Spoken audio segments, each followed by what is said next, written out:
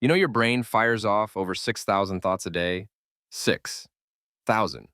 And most of them are just reruns, old fears, stale ideas, mental junk mail from your high school insecurities.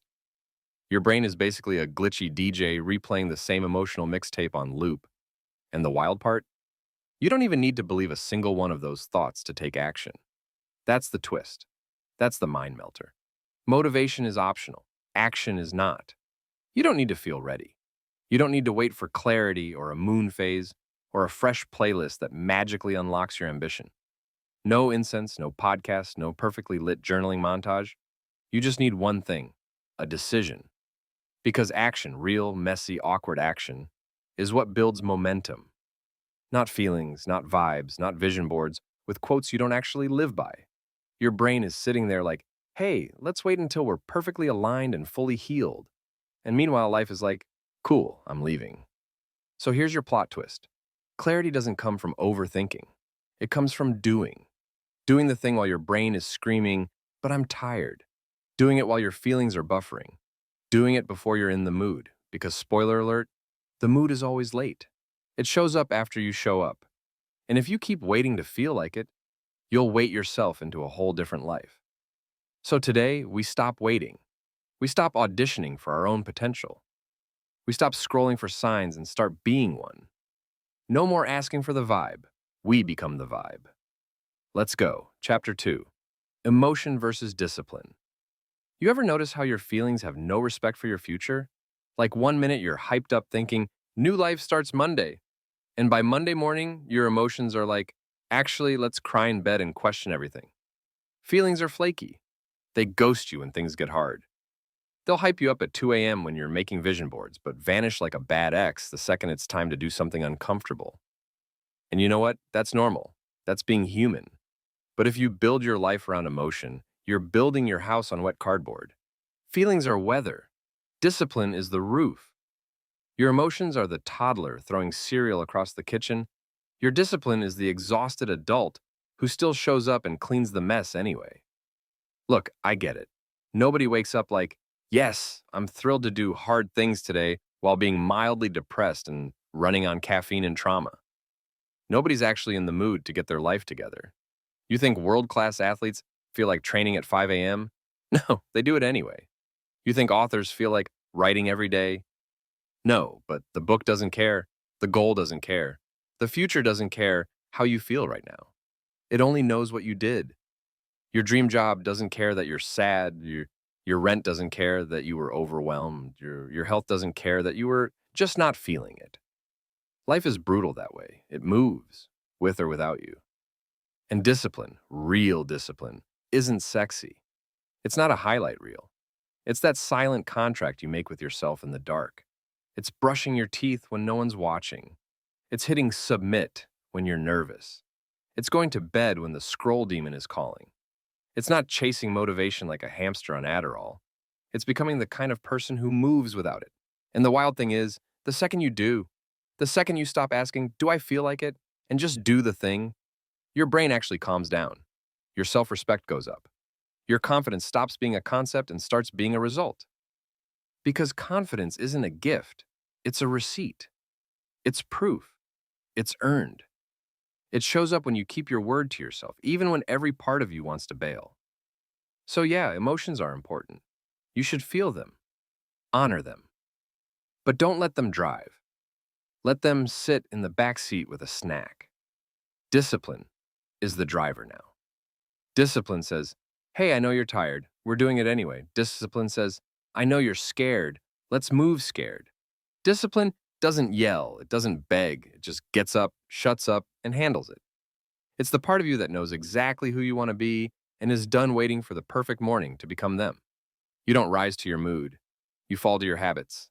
And habits are built by people who move through resistance, not around it. That version of you keep dreaming about, they're not out there somewhere.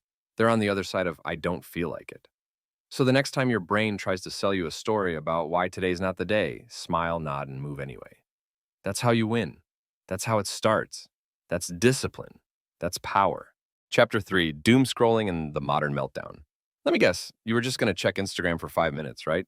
Just a little scroll, just a little dopamine hit. Then, Boom! An hour later, you're 12 profiles deep into someone else's vacation in Greece, wondering why your life feels like a half-charged phone in airplane mode.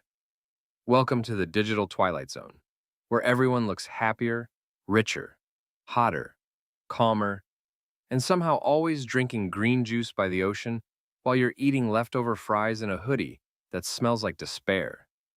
You think you're just relaxing, unwinding, catching up, but your brain is actually short-circuiting.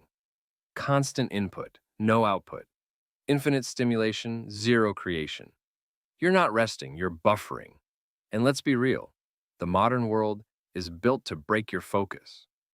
Notifications, pop-ups. You might like this. Oh, I won't, Susan. I came here to check the weather, and now I know what my ex's cousin had for brunch. We are drowning in content and starving for meaning. You feel empty not because you're lazy or broken, but because your mind is trying to process 700 lives at once while your own is quietly whispering, "Hey, remember me?" And it's not just the scroll, it's the pressure.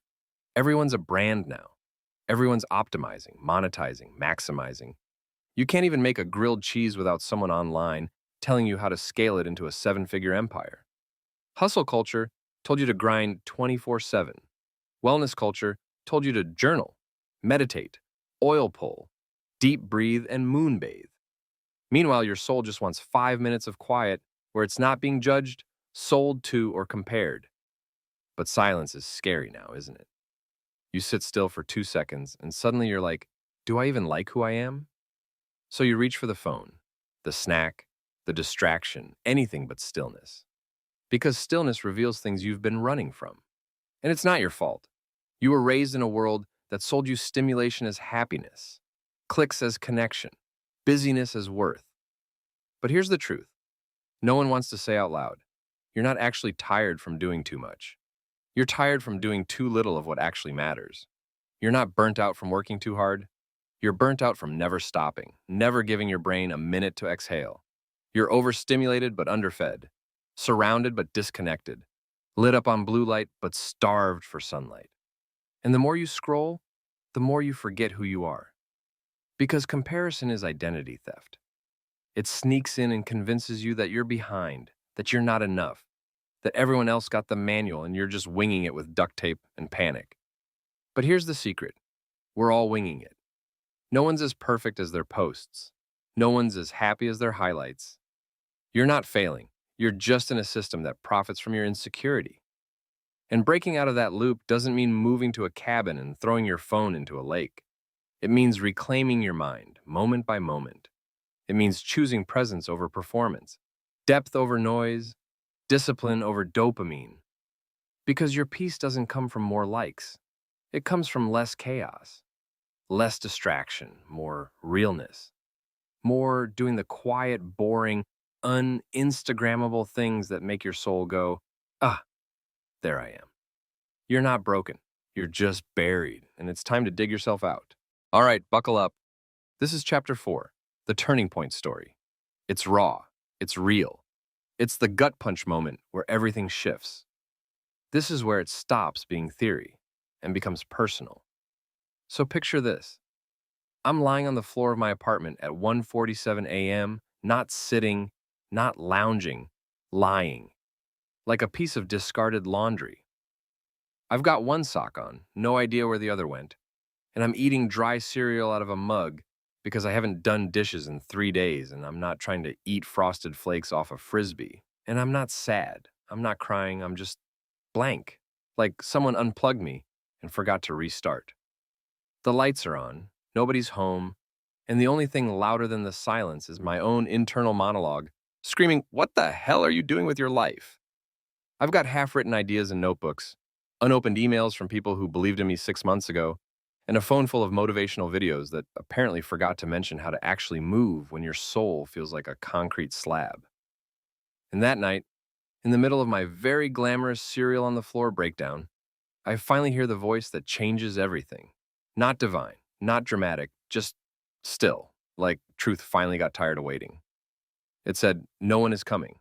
Not a mentor, not a perfect moment, not some magical future version of me with more motivation, better skin, and an optimized morning routine. Just me. Messy, tired, overwhelmed me. And I swear to you, that sentence hit harder than any quote, any book, any TED talk.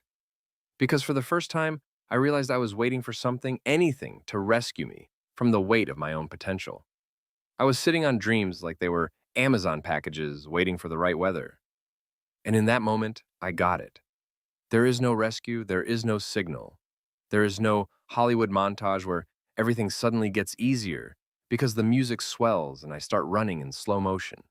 There's just one decision. And that night, I didn't have a breakthrough. I didn't leap into greatness. I just stood up. Literally, I stood up. Still tired, still unmotivated, still unsure, but upright. And I washed a dish. One singular plate, and I swear that plate was the start of my comeback. Because it wasn't about the plate. It was about control, about momentum, about proving to myself that I wasn't just a passenger in my own life. And the next day, I didn't build an empire. I made my bed, sent one awkward email, took a walk without my phone, nothing Instagram worthy, nothing heroic, but it stacked. One little act after another. Boring, tiny, silent wins.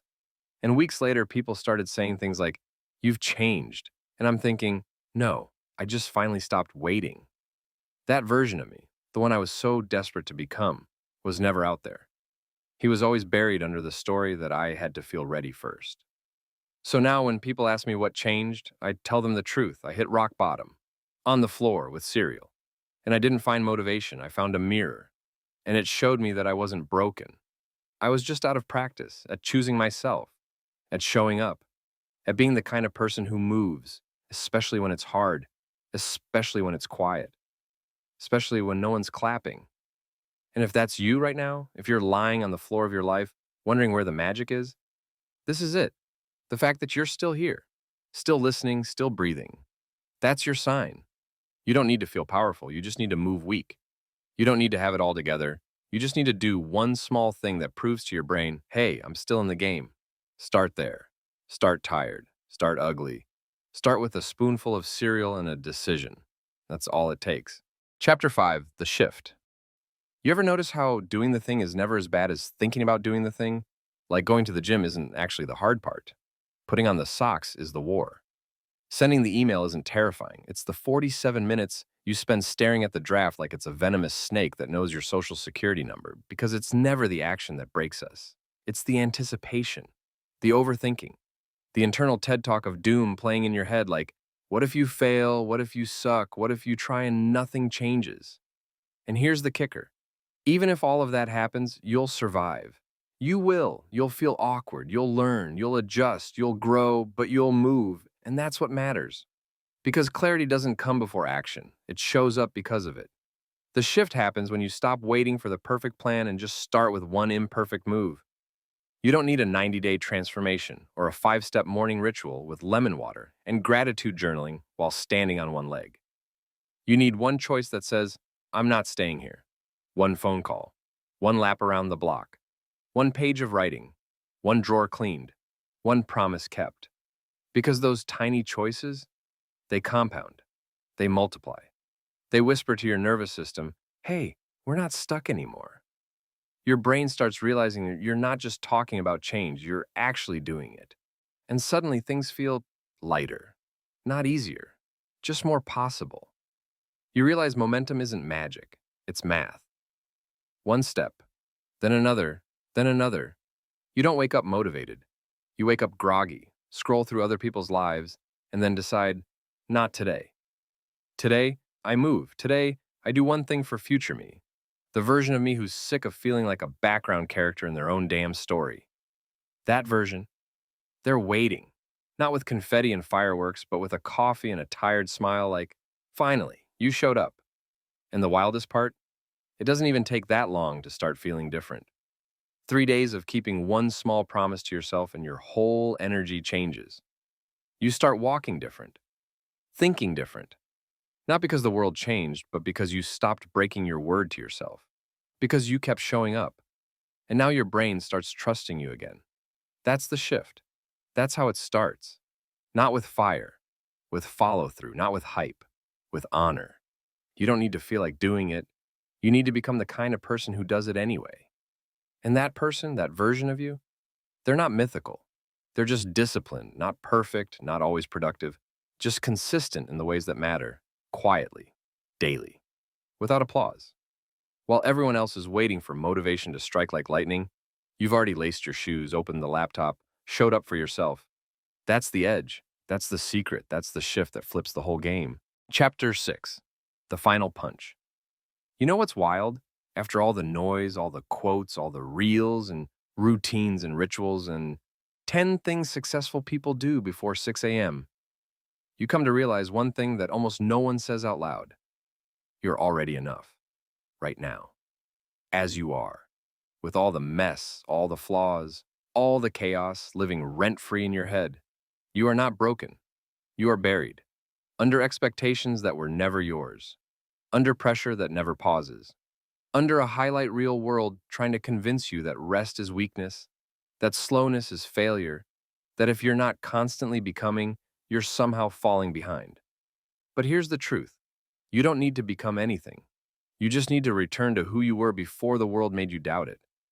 That kid version of you who did things just because they lit you up, who didn't need permission to be loud or weird or full of wonder. You don't need to fix yourself.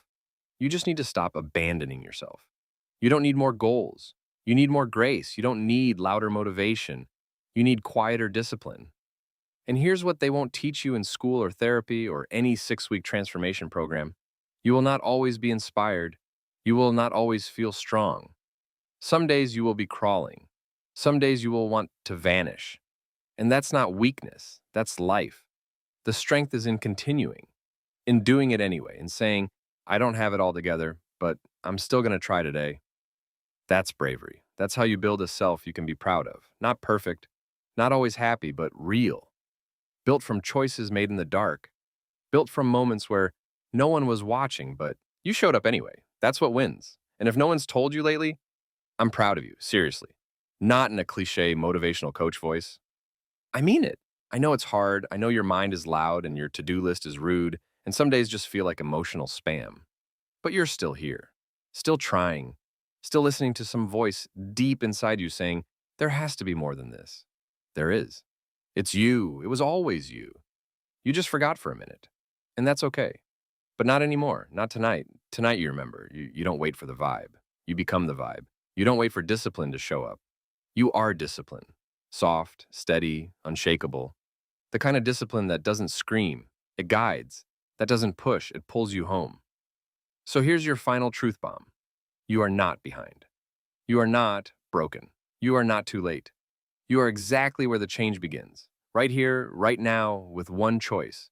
One act of alignment. One whisper to your future self that says, I got you. Now go do the thing. Tired, scared, shaky, go anyway. And when you do, you'll feel it. That click, that sark, that moment your soul sits up straight and goes, there you are.